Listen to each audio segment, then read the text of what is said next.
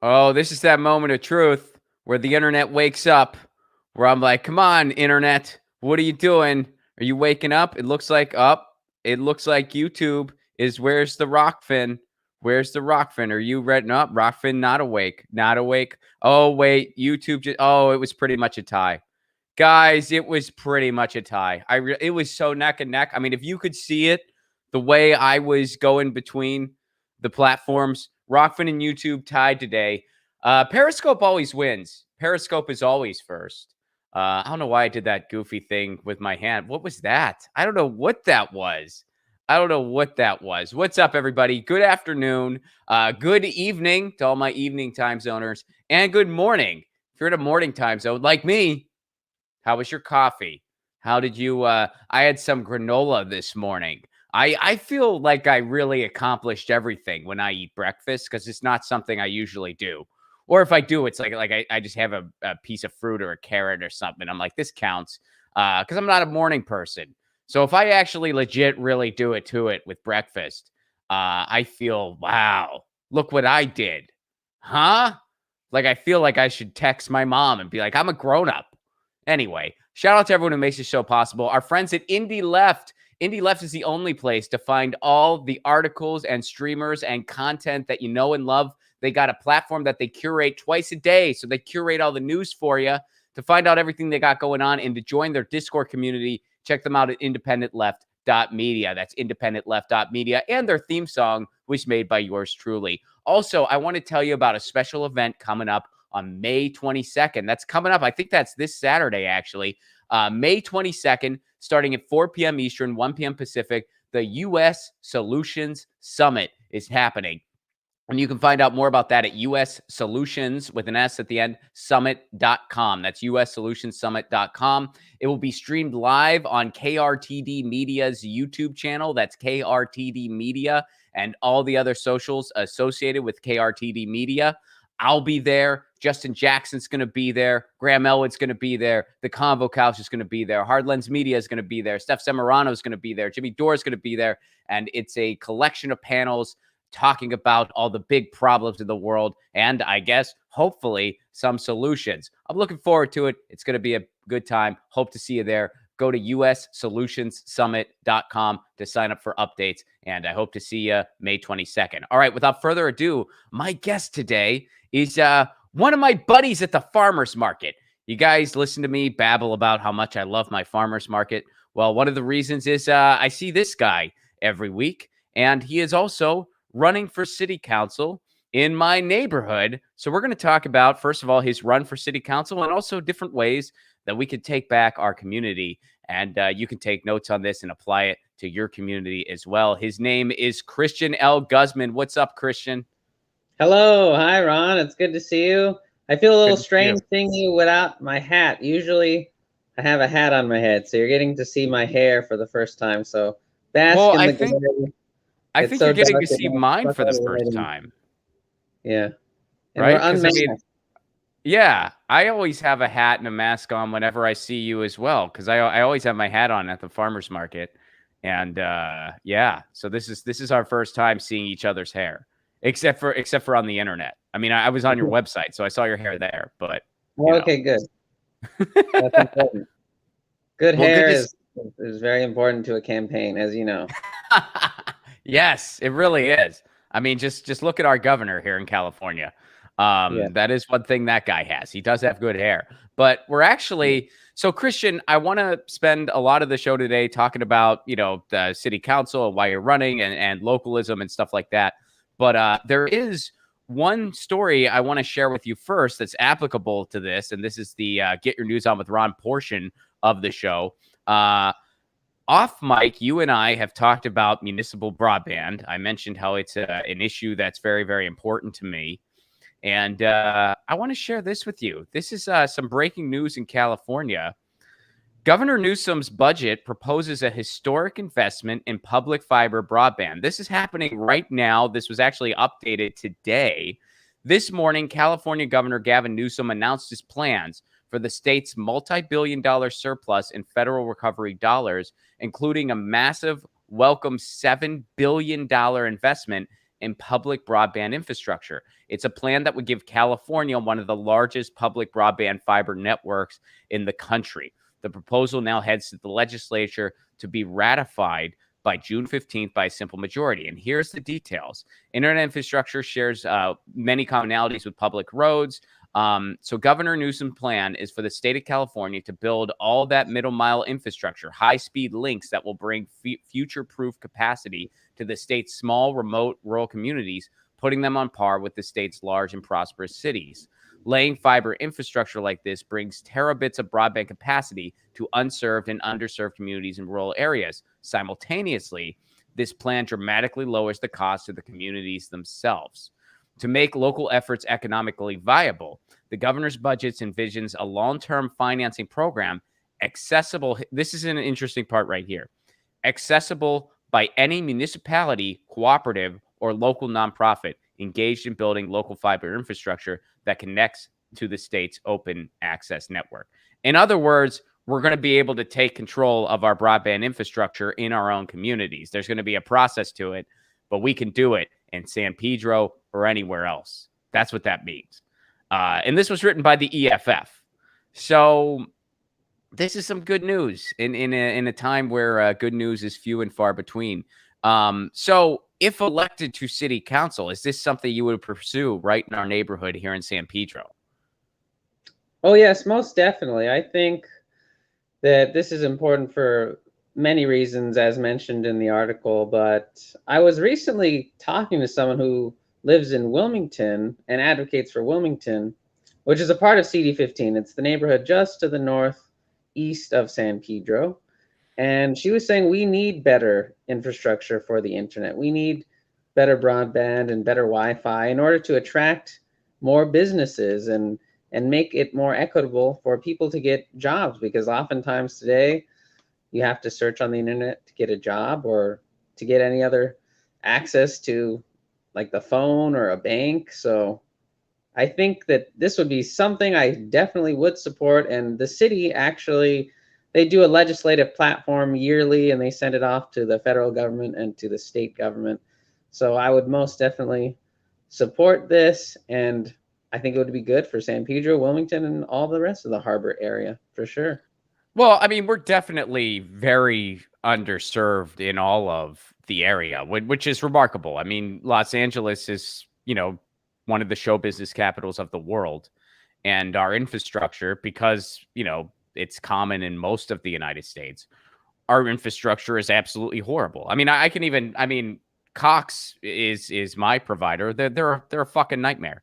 They are a freaking nightmare. They are constantly, over the past few weeks, they have been doing maintenance, and it has knocked my internet out for several days, both times. One time, it wasn't even supposed to affect me. It was only supposed to affect business accounts, which technically I'm not. I'm still a residential account, even though I pay for the highest thing they offer.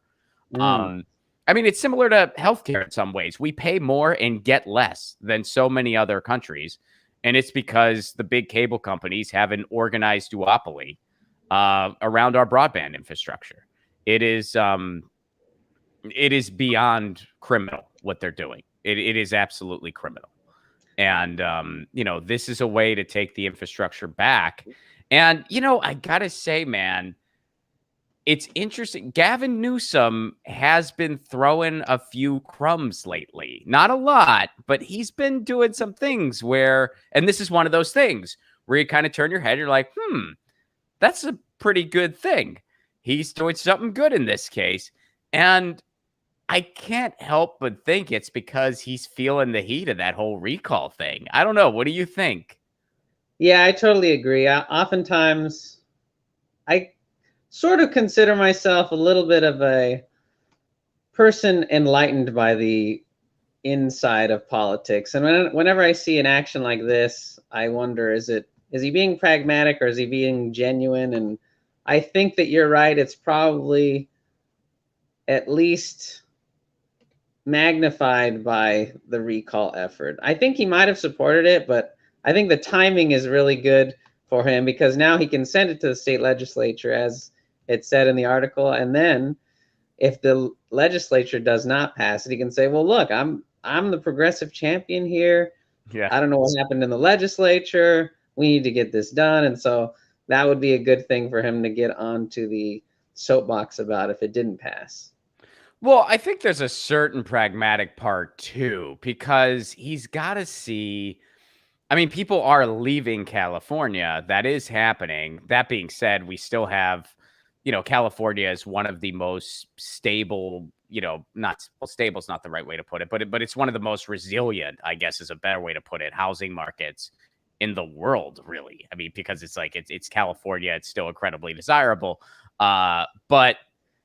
But people are leaving, and he's got to look around and think, gee, we got to do as much as we can to really keep things here and to really beef things up. And this is something, I mean, you look at, and that's what's interesting about municipal broadband. This is not some left-wing or right-wing issue, because you can argue it from any point of view.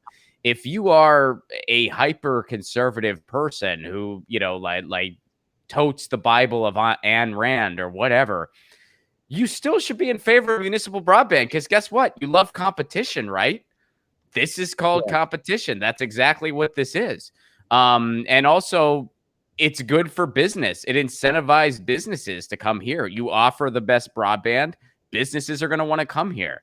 That's competitive in nature. That's pro-business in nature. Similarly, if you're, on the left, you should also love municipal broadband, because it takes the internet infrastructure out of the hands of big cable, where it never should have been in the first place. They have a mafia-esque organized duopoly, and it puts it in the hands of cities and municipality. And the way I like to break it down for people, Christian, whether you're the richest resident, the poorest resident, the mayor, or anything in between, we all want our pornography to load fast. So when the city's in charge of your internet infrastructure, it's going to be a lot better than some big cable company that doesn't give a hoot about you.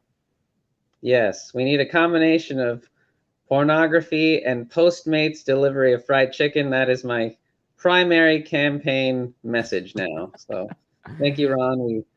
We crafted that in one meeting only. So there you go. So folks, we're going to keep an eye on this legislation as it moves forward here in California, and see what we can do on the local level about it too, because there is an opportunity for folks to start building their own cooperatives, which I think is huge. So right now, we're going to see what happens in the legislature. It is a policy that warrants some optimism. Digital rights organizations throughout the state and the country are in favor of it, which means it's not a bogus bill. It's actually a genuine one. We're going to keep following it on this show, and Christian's going to be on board with it. At least if he wants my vote, he will be. But anyway, let's talk about you, man. Let's talk about your campaign. And so first of all, are you from San Pedro originally? Did you grow up here? I actually grew up in a lot of different places in CD15. So I was raised primarily by a single mother. My mom and dad met when they were pretty young, and they had me when they were 20. And understandably, sometimes it doesn't always work out when you get married at 20 and have children at that age. So my dad was out of the picture for a few years at the beginning. And then my mom, we moved around from San Pedro, Harbor City, a little bit in, where else? Wilmington, which is also in CD15, and Carson, which is outside of CD15, but it's like the next city over. So spent most of my life here and always went to LUSD schools. So definitely, I think supporting public school is very important for sure.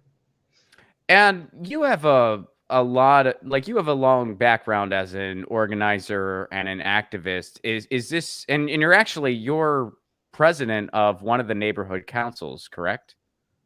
I was the president. I'm the former president of the Central San Pedro Neighborhood Council, which is where you live. And for anyone who doesn't know, the neighborhood council system, I'll do a quick plug, is an official part of the city of Los Angeles. And they are elected officials. You have to take ethics training and finance training, and you can get in trouble if you do something wrong and you're watching too much porn on your computer at the office. That's the city office. So you're not speaking from experience there, are you? Not speaking from experience, but you'd be surprised what I've seen other people do. I'm sure. Every peek under the hood I've had in electoral politics has been absolutely terrifying. So I'm sure even something at that level would be no different. But continue. Yeah, but the neighborhood council system, it was actually created back in the early 2000s as sort of a compromise because there was a secession movement and the San Fernando Valley and actually some of the harbor area wanted to secede from Los Angeles.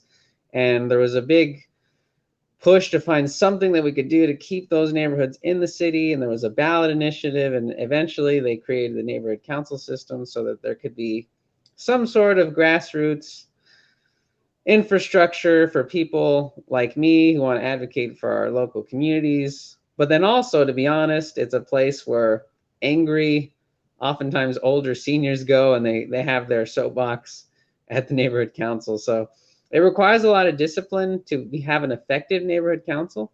But if you do, you can actually file these things called community impact statements. And they are like an official policy position that the city council downtown reads. And ideally, if you have a good relationship with them and if you lobby them and encourage them, then they will take your position seriously and maybe even be persuaded to vote however the neighborhood council says. Well, let me ask you this too, like going on this topic. And I know that you weren't alive when this was the case. Neither of us were, but maybe you can speak to the history of it better than I can as a more recent arrival here. San Pedro was at one point its own city. And then I believe it became officially part of Los Angeles, I want to say in the 50s. Can you kind of speak to that a little bit? Like, Yeah, no, it's actually a little before that. So okay. it all kind of comes, well, actually, if you go back long enough, like 1542, the Spanish explorers first landed pretty close to San Pedro off the island of Catalina. And so we were known for a few hundred years by the Europeans. Of course, there were already Tongva indigenous people, and they were using the ocean and the harbors for their own fishing and trading. But as time went by and the land changed hands repeatedly, eventually it became part of California, part of the US, and it started to be built up by some industrial businessmen. And one of the great ones was Phineas Banning. And so the port started to get developed. They started to bring rail down here and they started to trade more. And that kind of led to San Pedro becoming part of the city of Los Angeles, and actually Wilmington, which I also lived in. And actually, I currently live in San Pedro. I live in Wilmington, work in San Pedro. But Wilmington was at first called New San Pedro, and then they got married with Wilmington. San Pedro and Wilmington first got joined, and then they became part of the city of Los Angeles. So that's actually been around for about 100 years. San Pedro's been a part of the city of Los Angeles. So, man, another fun thing just on Pedro itself. When I first got here as a new person, I would occasionally say San Pedro, and I was corrected really quickly. They're like, no, no, no. You see your friend Pedro in San Pedro. And so I did a little digging. I was curious about all that. And now I never, like, I always say San Pedro now. It's rubbed off on me even in these quarantine times, you know. But apparently the folklore around it, and I wonder if you can like speak to the validity of this. San Pedro is at one point, and I guess probably still is, among the biggest harbor in the world, like the biggest port in the world as far as what all the shipping and receiving that was going on. So for years, I mean, we had folks working the docks from all over the world, folks from, Portuguese people, people from Mexico, Italians, you name it. Everybody was there. Joe Hill was there at one point. That's why we got a statue to him. And so there were all kinds of languages being spoken. So a way that they kind of made sure you were referring to a certain place, because I'd imagine there were people named Pedro throughout. So to kind of like eliminate confusion as easy as possible, they all started calling the place San Pedro. So whenever you said San Pedro, no matter what language people were speaking, you knew that they were talking about home. And that's why we call it San Pedro. Is that like legit? Is that true? Or have you heard that before? Or? It's hard to tell. We Okay. could actually talk to the San Pedro Historical Society. They might be able to enlighten some. I know Frank Anderson he was on the Central San Pedro Neighborhood Council for years, and I could definitely hook you up with him if we want to go into that I nomenclature. mean, But it's just the fun aside. I mean, we don't have to spend too much time. I was just curious. I mean, you yeah. know, you've been here a lot longer than me, and I'm still a new arrival, and I like it here. So I want to be, I want to be a community. I want to be part of the community. And that stuff is all really interesting to me. But Well, it actually depends on how much of a proud San Pedran you are, because if you're really proud and you are here day in, day out, then you call it Pedro. And so that's like you are confident, you are legitimately in here. Like this is your town. So I call it San well, Pedro because I like to honor the history, but yeah, Pedro is for the real diehards. those are the diehards. Maybe someday. Well, I mean, it's funny, man. I mean, I like I like the Minutemen and I like Mike Watt, and I occasionally listen to his podcast.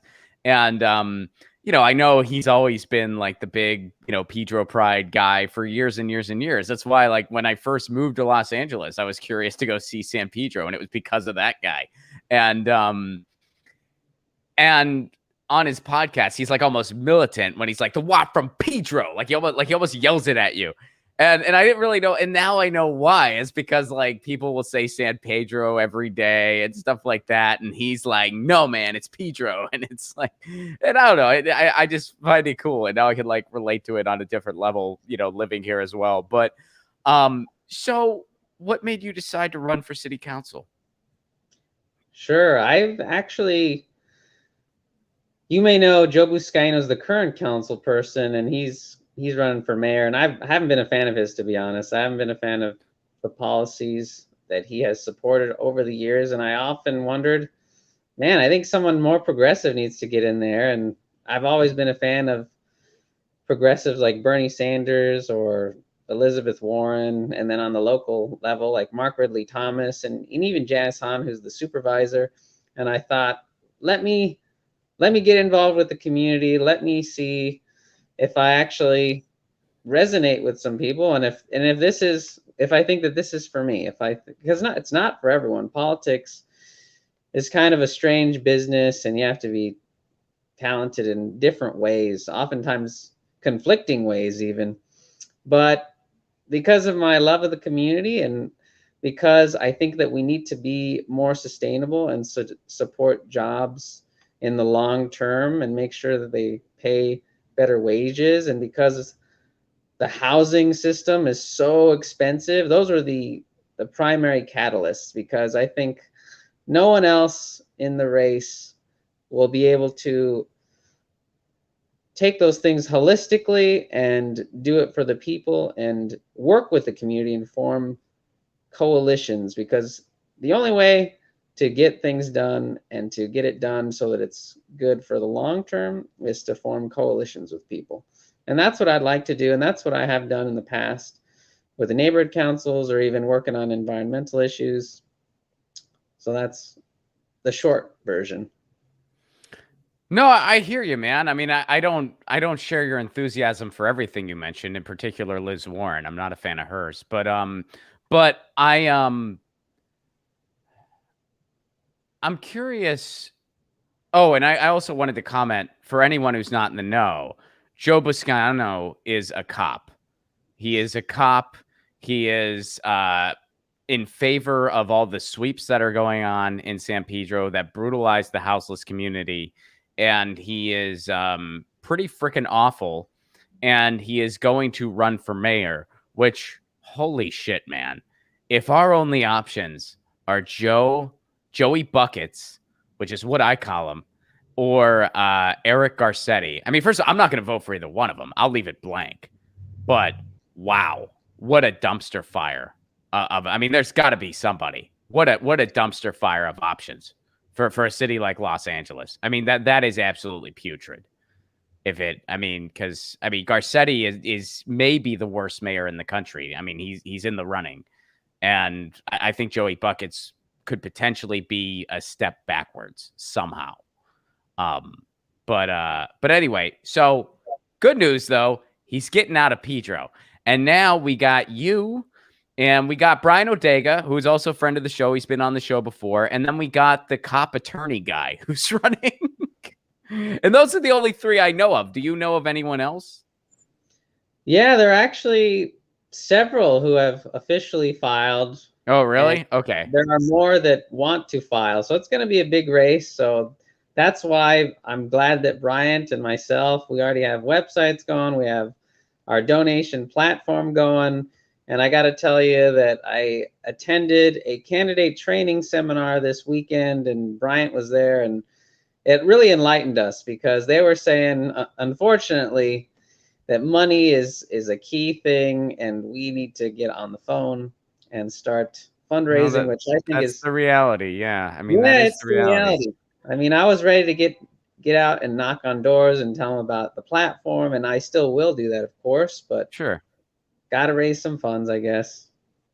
No, I mean, that is the reality, man. And you know, I have given Bryant money, so I'll be giving you money too, because I think you're both I think you both would be excellent people, and it sucks. I'm gonna have to vote for one of you. I can't vote for both you, and this is one of those times where I really wish we had ranked choice voting, because then like folks like you and Bryant could kind of form a slate, and I mean, that helps everybody. That helps everybody do better. So it'd be awesome if we had ranked choice voting. Unfortunately, we don't.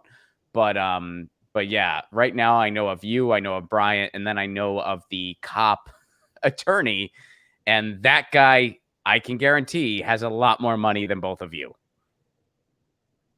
I think that's safe to assume, yes. And then safe to assume. And that guy, I forget his name. I mean, I'm never gonna have him on this show. I don't want to talk to him, but that guy, he runs some big organization here, and he already has gotten some endorsements from some heavy hitters in the California Democratic Party.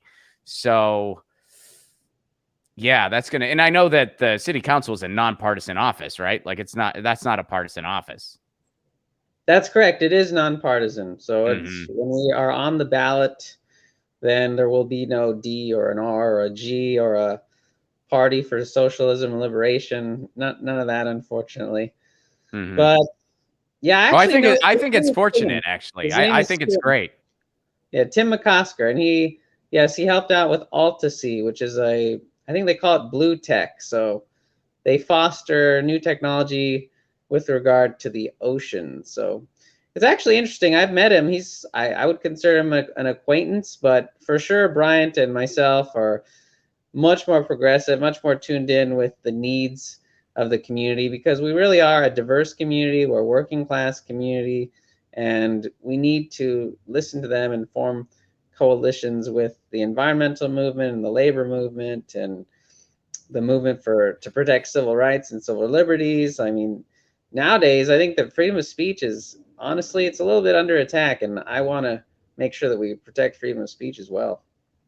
No, man, and that's cool that you're, being diplomatic about it, and just to be totally on on the table here. I can't speak to that guy's company. I mean, I've been to the website before. I can't speak to exactly what they're doing. It might be something I'm totally in favor of completely or not. I really don't know. For me personally, when you're an attorney defending the LAPD, I ain't gonna vote for you. That's enough to be like, yeah, no, I'm not gonna vote for you. And if you were the only person running, I would leave it blank. But I know that there's at least two other better options, yourself and Bryant. I know that there's already two other better options. So, I for sure will not be voting for that guy. But that's, so what made you decide that local politics was the way to go instead of running for something federal? Actually, Nanette Barragan recently got in. She's a local congressperson, and she's pretty good at what she does. I actually would prefer someone more progressive to eventually replace her.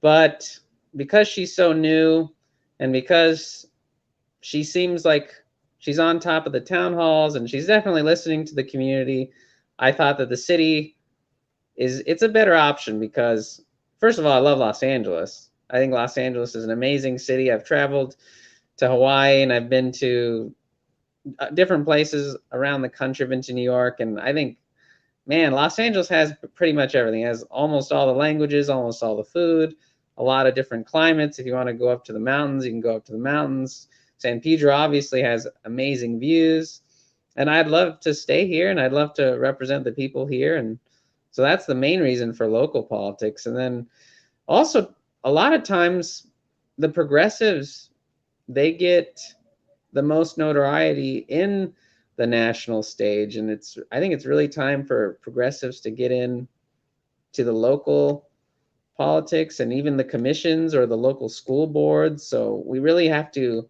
get in every single office. So I Well, think the people city. don't realize, I think going on what you're saying, like a lot of people don't take the second to realize it really is a ground up effort. Like it really is, like, and it does have to start local. I mean, like you can't, and there's so much corruption, and of course there's corruption in local politics too. We've talked about some of it. But in comparison, when you compare it, like, yeah, you have a bunch of real estate developers that are basically, engaging in a similar type of cronyism that happened where I used to live in Pasadena. That certainly happens here in Los Angeles, especially with a guy like Eric Garcetti. He's notorious. And that happens in cities and towns all throughout the country. But there is a certain level of transparency that you just don't have at the state or federal level. Like there's just, and as far as just the Wall Street controlled wheel of corruption, it's not as severe. Like local, it's like you really do have a chance if you build a huge grassroots coalition and if you really engage with your community, you do have a chance to A, get elected somewhere, and B, use the office for good. Yeah, and that's what it's all about, is mobilizing the powers that you're delegated and doing something for the people, as you said, and doing something good. So even if you get in, even if like Nithya Raman, you have to have that constant relationship with the outside organizations in order to convince the other members of the city council, because there are 14 other council members, and some of them are not as progressive as you probably know.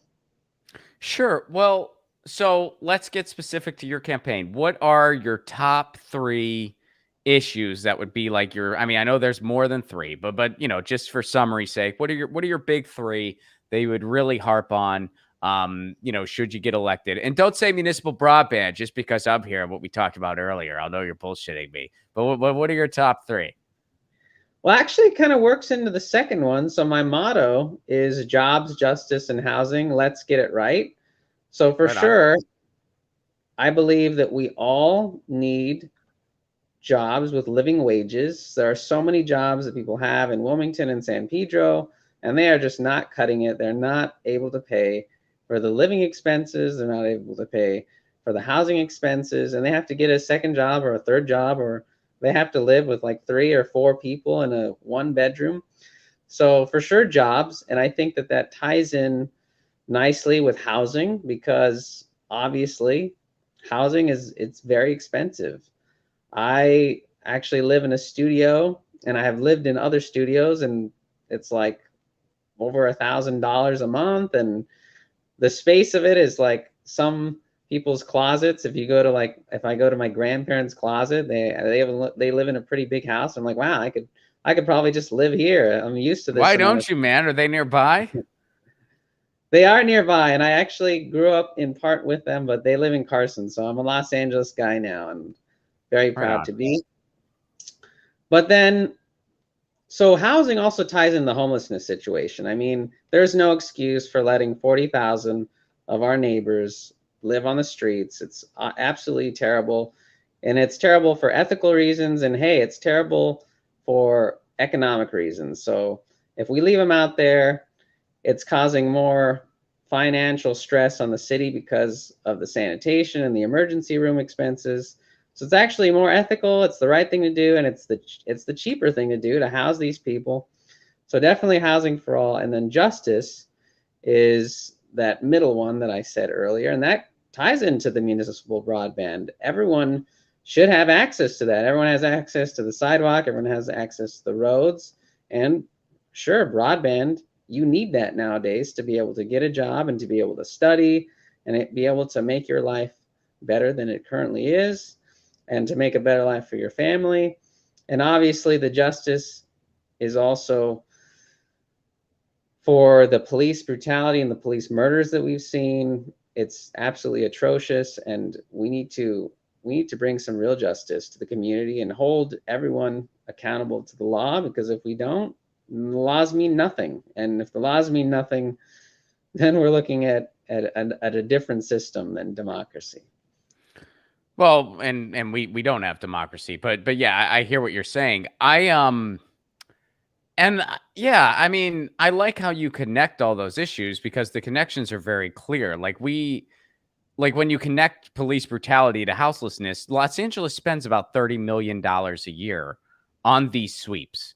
And these sweeps are not, I mean, they say like, oh, it's about sanitation. No, it's not. You're brutalizing houseless people. We know that that's what they're doing. They're just, I mean, you can watch the videos of this stuff. It's absolutely appalling. It's a crime against humanity, what they're doing to these people who are just trying to survive. It's evil. I mean, what else can you call it? It's evil. And what could $30 million do to help house people? A lot is the answer. That could go a long way, a very long way. And also, the resources we do have, we're underutilizing. They were given these resources for Project Roomkey. They didn't utilize it.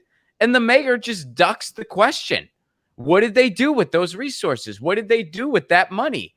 They put like 100 people in hotel rooms for a night or two while the cameras are on. Some of them ended up getting kicked out. And we don't know. I mean, where is this? And who on city council are asking these questions? Who is asking these questions? Is anybody? Yeah. I don't know, but I definitely will. And I will say that I actually go to a church, a very progressive church, and before the pandemic, we had dinner with the houseless neighbors of ours. Mm-hmm. And so I got to know them, and I still know some, and we give meals to them every Sunday in a safe way and in bags. And some of them have been a part of Project Roomkey, and some of them have had good experiences, and some of them have had bad experiences with it. So although it was kind of a step in the right direction, as you said, it hasn't been enough. And really, with the amount of real estate that the city owns and the size of our economy, we can house everyone, and we can do it with services. A lot of people are, honestly, they like to demonize our houseless neighbors and say that they're all drug addicts or they're all criminals, but it's really not the case. And no, 44% of homeless people have a job. Yeah. 44% of them are employed. Yeah. And they have children, they have families, they have dreams, they have goals, they have problems. They really are our neighbors, and we need to support them, because in turn they will support us. Once they get their own lives in a stable situation, they're oftentimes very helpful. They want to help. Sure. I mean, well, there's so many examples throughout the world, and even right here in the United States. I mean, Utah tried to do something. I think it did end, unfortunately, but I mean, people took these housing first approaches. I think Finland's a good example in the world. I want to say Finland. It might be, it might be a different country, but either way, they put housing first, and they did housing first, and they made sure that they just gave people shelter. And that just went so far. And this is just basic humanity 101. When your basic needs aren't met, and there's a beautiful book about this whole topic called Pedagogy of the Oppressed by Paulo Freire, which I think everybody should be required to read just in life, where if your most basic needs aren't met, which is what? Food, clothing, shelter, porn. That's it. No, food, clothing, shelter. And, if those aren't being met, you can't do anything else. You can't learn. You can't have a conversation. You can't run for office. You can't talk to your cat on a YouTube show. You can't do anything else if those basic needs aren't met. You can't have in some cases you can have a job, because a lot of homeless people do have jobs, but again, like to really rehabilitate someone and to give them a quality of life, you have to give housing first and then allow people to build from there. And there have been other examples of that in the world where it has worked and it has led to a better community for everybody. And we totally have the resources to do that here. We have a surplus in California. I mean, they just released the city of Los Angeles budget. The police are getting even more money. They're getting more money. And I mean, they get billions. We have the resources to do this. We have the resources to put housing first and to take care of our houseless community. We choose not to. Instead, we choose to give the police weaponry to terrorize their own citizens, which is what they do. I mean, how many police shootings have there been just this year in Los Angeles? I think like 15 at least. I'm pretty sure. Yeah. And nothing's being I'd like done. to share a little story with you. I actually avid bicyclist, love riding my bike, and sometimes I ride at night, and sometimes I don't have the light on. So one time I was riding to my dad's house. He lives actually pretty close to some of the San Pedro encampments of our houseless neighbors by the post office. So I was riding down there, and then I get pulled over by a cop. And it's actually a cop that I knew, but I didn't know at the time. He pulls me over, and then he's like, "Hey, what are you doing?" It's like totally kind of like a more accusatory attitude, right? And then I turn around, he sees who I am, and then the demeanor just totally shifted. He's like, "Oh, hey, Christian." And then he's like, "You didn't need to have a light on." So if he didn't know me though, I'm sure that he probably would have that person probably would have gotten written up as a ticket, and then a ticket that can turn into a warrant eventually if they don't appear. And so it's just an easy way. It's like a simple thing that, sure, you should have a light on to be safe at night, but well, yeah, you should. I mean, they're almost predatory in nature sometimes down by these encampments when they're patrolling. well, yeah, and that's right, absolutely, because their goal is to make money and their goal is to incriminate. I mean, it's like a lot of times situations like that. It's like, oh, I'm gonna go ahead and search you now. I'm gonna do this. I'm gonna go use my facial recognition software to see if there's any warrants and stuff like that. Now, in fairness, as you pointed out yourself, you should have a light on your bike. That is unsafe if you don't have a light on your bike riding at night. I would make sure in your campaigning efforts you got the appropriate lights on your bike. Have you gotten it since? Do you have lights now? I have lights. Yes. Good job. I don't have lights on my bike, and so I make sure I don't ride it at night because no, I do get it. Like that's not safe, but yeah, I feel you. And well, so in closing, what do you want to leave people with? Where can they go to learn more about you? And what, for any other Pedro folk who might be listening, why should you be their candidate? Yeah, for sure. I think that I have the best combination of skills and experience and commitment to the community, to San Pedro, Wilmington, and beyond. And that's why I'm the best candidate. But if you want to learn more, please go to my website, clgforthepeople.com. And then all my social media is CLG for the people. And truly, I'm not just saying the whole thing with the coalition, but we have to make a coalition of different groups: labor, the environmental movement, small businesses, worker cooperatives, unions. We all have to work together in order to really bring a new era of grassroots democracy and civic engagement and make real change so that we can have better jobs that pay living wages, housing for all, and justice for all. So that's what I'm committed to. I'm committed to those principles. I'm committed to the community, and I have enough experience with the community and skill through the neighborhood council and my work with nonprofits locally. So please contact me. I'd love to chat with you all, and consider making a donation as well. I have to say that last part. Right on. Well, thanks for being here, Christian. I'll do a couple quick chats here. First of all, what's up, Pasta? Pasta from the Convo Couch says, "Go Islanders, LOL." Pasta's an Islanders guy. I'm a Pens guy. They're playing each other. Islanders had a fantastic game one. I gotta tip my hat to you, Pasta. Islanders had it was a great game all around, but Islanders, they made the right play at the right time. They came up with game one. I think it's going to be a great series, and best wishes to your team. And Snork, what's up, buddy? What's up, Stork Y2K? Thank you for the Rockfin tip. You say for kitty and wife snacks. Lucy says meow. She says thank you. My wife, she gets her own snacks. We have different snacking habits. She's a lot healthier than I am, to be honest. If we're gonna be honest, I love. What's your favorite snack, Christian? Honestly, tortilla chips and guacamole. Love that combo. Beautiful. See, I love pretzels. I have pretzels are like one of my favorite things in the freaking world.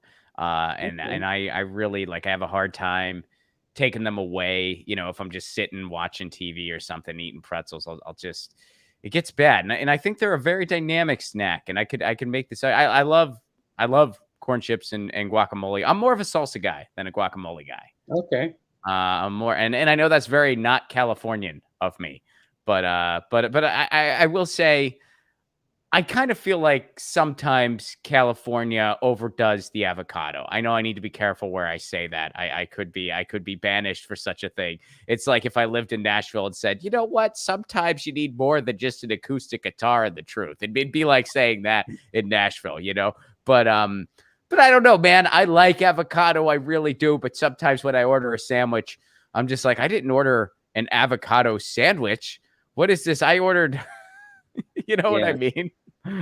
Sometimes they overdo it. More saturated fat. None of that omega-3 stuff. Sometimes you got to take a break from those omegas and get back to the good old saturated. But right on, buddy. Well, thank you, Pasta. Thank you, Stork, and thank you everyone for hanging out today. And please check out Christian at clgforthepeople.com. And the stuff we're talking about that's applicable to where we live in San Pedro, that's all applicable to your community too. And you should push for broadband infrastructure in your community and in your state. And we're going to follow this and see what happens. And hopefully we'll be able to have a blueprint to take our internet infrastructure back all around the country. And by the way, there's other parts of the country that are already ahead of where we're at in California. They already figured this out in Chattanooga, Tennessee, in Sandy, Oregon, and Charlemont, Massachusetts. They already figured this stuff out. So hopefully the rest of the country figures this out too. Christian, thank you so much for joining me, buddy. And I look forward to keeping in touch with you on your journey. And I'll probably see you at the farmer's market this week. Yeah, I'll see you there. We'll hook you up with some salsa. They actually have a good chile verde salsa. All right, man. Well, I've been, and just real quick, like we'll mention the, I guess it is your church, and they also do compost, and they have a wonderful community garden, and I do bring them my compost, and I buy a lot of vegetables from you guys too, and it has always been very good. The carrots have been excellent, and by the way, I hope you guys get more potatoes soon too, because the potatoes were very excellent. There's another stand that sells potatoes too, and their potatoes are also great. But I hope you guys get some more soon as well, because they're not always there every week. So yeah, eat local, grow local. Definitely, we'll keep you apprised of the potatoes. Absolutely, that's a great send off. Eat local, grow local. Check out Christian's website, clgforthepeople.com. We'll be back tomorrow. Krish Moen and Jen Jaje join the show tomorrow. It's a nice comedian full panel, and we'll be talking about what's going on in the world. And until then, 2 p.m. Eastern, 11 a.m. Pacific, by the way. And until then, you know the drill. Lucy, she's asleep on her cat tree. She says meow. I got to do something real quick here. I almost forgot a second time, but I got to highlight. Christian, I do this thing where I highlight people's pets. And I forgot to do it today.